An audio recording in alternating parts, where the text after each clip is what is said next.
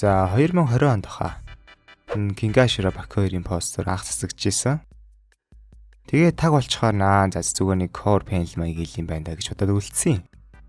Тэгсэн сайхан буюу сар гарын өмнө бүр яг чихнээсээ crossover-ийн трейлер нь засагдаад 6 сарын 6-нд энэ crossover Netflix дээр гарнаа гэдгийг аль биесээр мэдгдсэн. Тэгээд миний хамгийн түрүүн санаа зовсон зүйл нь болохоор ер нь энэ Кинганыхан маань Бакигийн алдаатай дөрөвтөө үзээ гаргаж чадах юм уу гэдэг асуулт. Өнөөдрийн бичлэгээр тэгээд энэ асуудлыг хэлэлцэн. За тэгээд сүүлийн эдийн бичлэгээр нэлээд гүнзгий, нэлээд хүн сэдвүүдийн талаар ярилцсан. Тийм болохоор нэг ганц хоёр бичлэг тархиан амраага жоохон чийлэрч идөө идүүлээ. За энэ crossover-тэй хамгийн ойролцоо санаанд орж байгаа нь 13 онд гарч ирсэн Toriko Luffy Goku 3. За тэгээд энэ дээр бол угаасаа хүн болгон хүлээн зөвшөөрөх бах.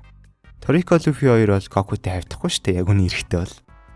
Тийм байхад ер нь энэ гурыг энэ тэнцүү юм шиг гаргадаг. Тэгэхээр Бакигийн 2 ч гэсэн энэ power scaling-ийн хүчээр ингэж тэнцүүлж магадгүй. За тэгвэл одоо яг заавал хүчээр тэнцүүлэхгүй юм бол Бакигийн дөрүүд үнэхээр Кинганыхнаас нэг level илүү тийм ялгаатай нь үний юм уу гэдэг талаар ярилцъя. Үүний тулд би эхлээд аль анимын дөрүүдийн нэг tier list-д хуваагаад тэгээд ижил төвчний дөрүүдийг харьцуулаад явбал арай амар байх гэж бодлоо. За тэгээд SS төвшөнд болохоор би Бакигаас Южиро Хама, Юичиро Хама хоёрыг оруулсан. Яг хоо манга дээр бол Баки бас аль хэдийн орохоор болцсон юм байлээ л дээ. Гэхдээ би энэ crossover угаасаа манганаас өмнөх үйл явдлыг хамгаалж байгаа болохоор дэлхүү Бакиг болохоор мангаг нөх оруулахгүйгээр зөвхөн аним дээрх үйл явдал.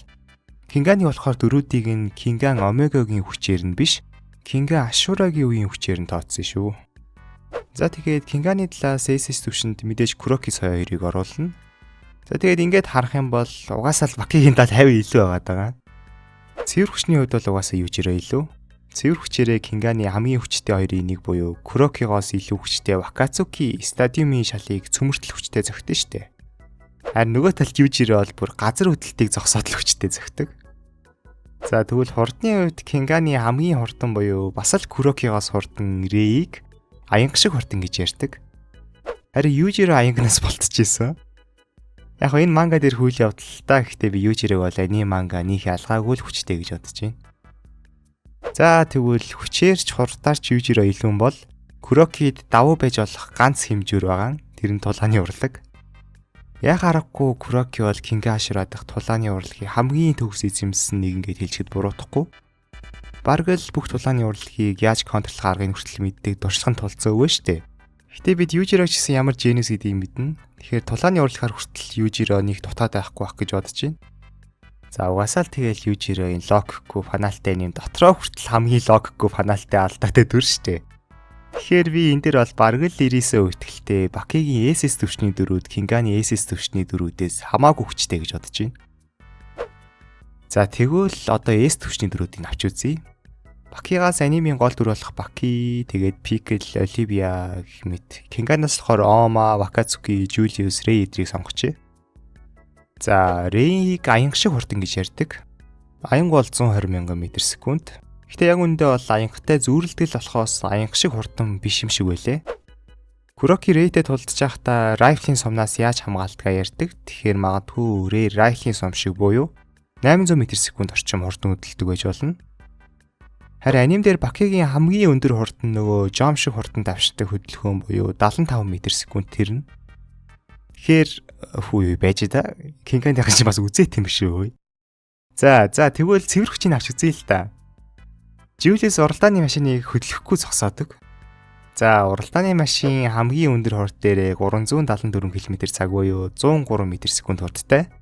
За тэгээ нэг 800 кг орчим жинтэй гэж тооцвол чадал нь ойролцоогоор 824 кW гарч ирж байгаа. За тэгээ нөгөө талд харин Оливиа нисдэг тэргийг доош нь татдаг. Нисдэг тэргийнхаа жинг 5000 кг гээд. За тэгээд нисхийн тулд өөрийнхөө жингээсээ дор хаяж 2 дахин хүч шаардсан штэ. Тэгээд тэрэн дээр нь өөрийнх нь жингийнх нь хүчийг бас нэмээд за тэгээд нисдэг тэргийг 5 м/сек хурдтай дээшээ хөөрдөг гэж тооцвол 750 кW гарч ирж байна. Яг агаарын эсэргүүцэл, үрэлтийн хүч, талбай эдрийг л оролцуулах хөстэй хүчин зүйлүүд байгаа л та яг нэрийн тооцвол. Гэтэ ерөөхдөө тооцоод үзэнгүүт бараг тэнцээ байгаа даа байхгүй юу? Окей. За S төвчнийхэн нэг иймэрхүү юм байж. Тэгвэл A төвчний дөрүүдийг харьцуулж үзье одоо. Бакигийн талаас Ханаяамаг авч үзье. Би л Ханаяаматай мөргөлдөж үзэнгүүтээ хүчийн ойролцоогоор Triceratops буюу нөгөө эвэртэй динозавртай ойролцоо юм байна гэж дүгнэжсэн. За энэ динозавр бол ойролцоогоор 12,000 кг хэмжээтэй 32 км/цаг буюу 9 м/сек хурдтай байсан гэж таамаглалт юм бэлээ. Тэгэхээр кинетик энергийг бодоод үзэнгүүт 486 кж гарч ирж байна.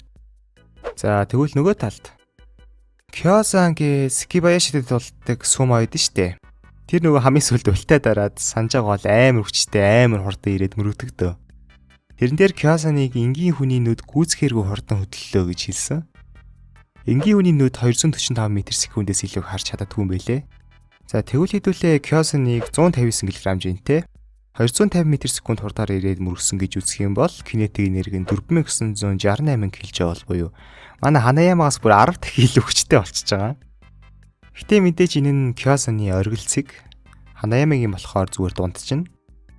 Бас мөргөлдөөнөөс гадна атгалт, менталити эдрээрээ бол Ханаяамаг би хав илүү гэж бодож байгаа ч гэсэн үнэхээр Кинганыхны би дотоо үнэлчихжээ.